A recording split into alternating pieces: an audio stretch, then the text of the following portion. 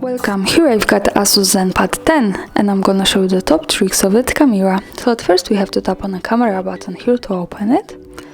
And now as you can see we are in the standard photo mode, so let's have a look at this settings bar here.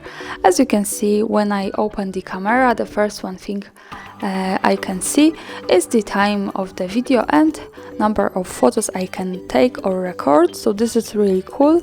It shows us how much memory here we have. Now let's tap on the screen like that. As you can see, we have access here to the square, and this is the focusing. We can focus anywhere we need. And now let's move to the zoom. We can zoom by using two fingers like that, and as you can see we can get really close to the subject and also go back. And when we do it, we have also access to the slider. By using this we can get the same effect. So this is how it works. This is really easy now.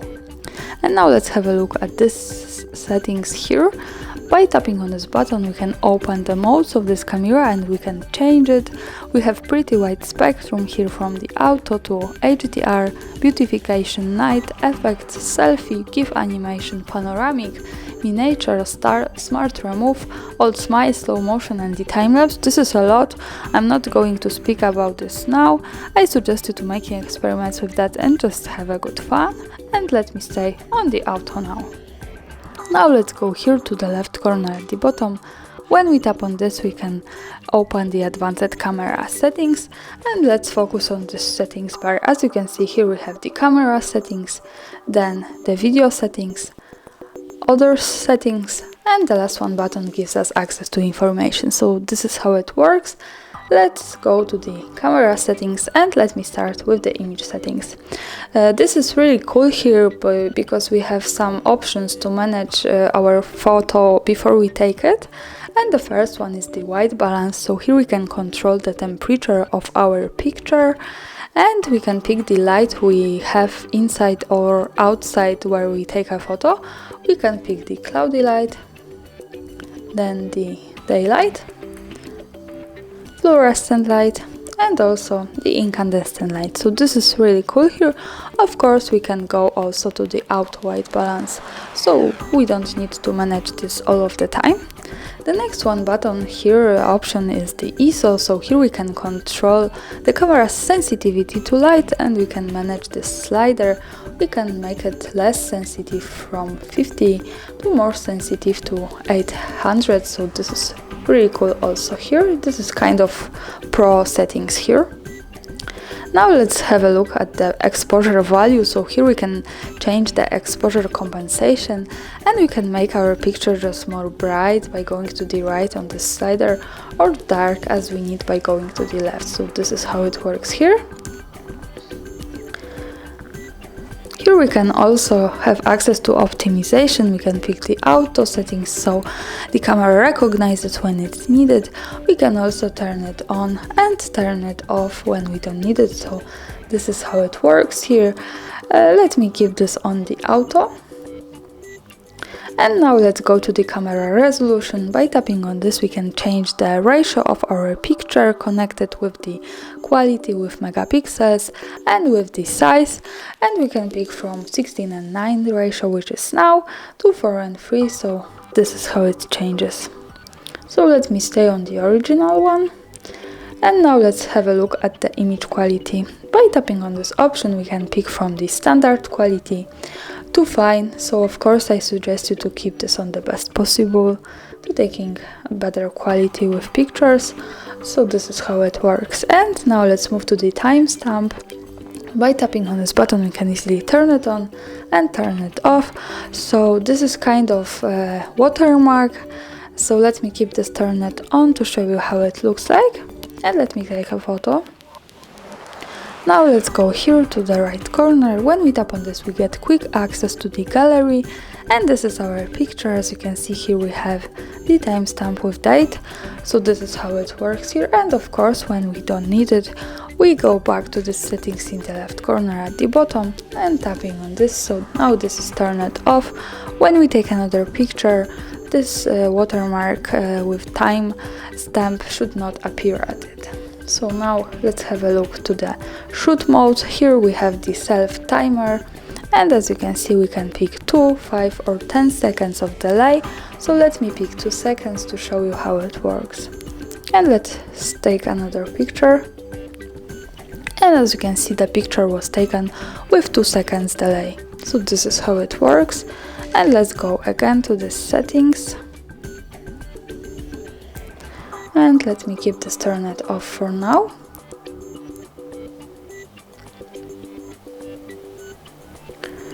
And let me keep this turnet on again. So the next one thing I want to show you is the burst. Here we can pick the series of pictures, so we can take a lot of pictures in fast or slow option. So let me show you how it works. For example, this is how it changes. Let me keep the fast, and when we tap a little bit longer this button with shooting, we can get more pictures in the quick time. So this is how it works. For now it was 30 pictures, so this is really good and really big number. And as you can see here, we can pick the best pictures we want to save. We can pick top 5, so it suggests us the best one. We can also save to select all. So this is really cool. Here for now let me delete this because I don't need it, but it's good to know that we have this kind of option. And now let's have a look to exposure. Here we have the mattering. We can pick the average mattering and the center weighted mattering, so this is really cool also that we can manage this. And as you can see, now we are in the video settings, so some of the parameters are similar to this one with the photo. We have also white balance, exposure value and video quality. Also here interesting thing is the video stabilization, so by tapping on this we can easily turn it on and turn it off. This is really useful sometimes when our hands are shaking, so I suggest you to keep this turnet on. And now let's have a look to the other settings, and let me start with the display settings. As you can see here, we have smart brightness. We can turn it off and turn it on, so this is kind of help from the camera to taking pictures in better brightness. Now let's have a look on the grid lines. By tapping on this we can turn on and turn off the camera grid lines. As you can see, when I turn this on, we get access to these lines. This is helpful when we want to use the rule of thirds in photography and making experiments with composition. So this is how it looks like. Of course, remember that these lines are not visible at the real picture, so when I take a photo and when I go again to the gallery, we can't see them. So these lines are only to help us taking better photos. And of course, when we don't need it, we can easily go back to these settings, tapping on this, and now they disappeared, so this is really cool here. And now let's have a look on the MISC settings. Here we can manage the camera sound. As you can see, we can turn it on and turn it off like that. This is how it works here. And the next thing I want to show is the location services. By tapping on this we can easily turn it off and turn it on like that. This is option to save the location info of our photo. And also the important information here is that to make it work correctly, when we really want to save the actual location of our picture, we have to be connected with the internet, for example the Wi-Fi, and we have to turn on the location of this device. So remember about these two parameters to save the actual location of your photo. And now let me keep this turnet on and let me take a picture. So let's go again to the gallery here. And this is our picture. When we tap at the center, we get access to the settings of the gallery. And let's focus on this button here in the left corner at the bottom. When we tap on this, we can get access to the details. So for now I have a mistake and my location has not saved. So let's go to the another picture. Maybe here we can check this. Oh, here it is. As you can see here, we have the location with the full address, so that this not work correctly all the time. You have to remember about this internet and location and to fresh it. And greetings from Krakow, Poland. This is how to check the location. Let's go back to the camera now. And let's go to the settings again. We are again in the other settings. So the next one thing I want to show you is the power saving mode. This is also really cool option to save power with the low battery. We can pick 1 minute, 3 minutes or 5 minutes. This works when we have turned on our device too much long with the camera, so then it turned off it. So this is really cool to have this. And now let's move to the set volume key. As by tapping on this we can change. Sorry, I have a little problem now. And as you can see, it had to reset for some reasons, so we have to wait where it should be turned on again. And here we are again. So for some reasons this device turned off. Perhaps I used too much power with the camera. And let's go again. And let's go again to the settings here. So let's move to the others and let me slide down. We were in the set volume key as. When we tap on this, we can manage this volume key here.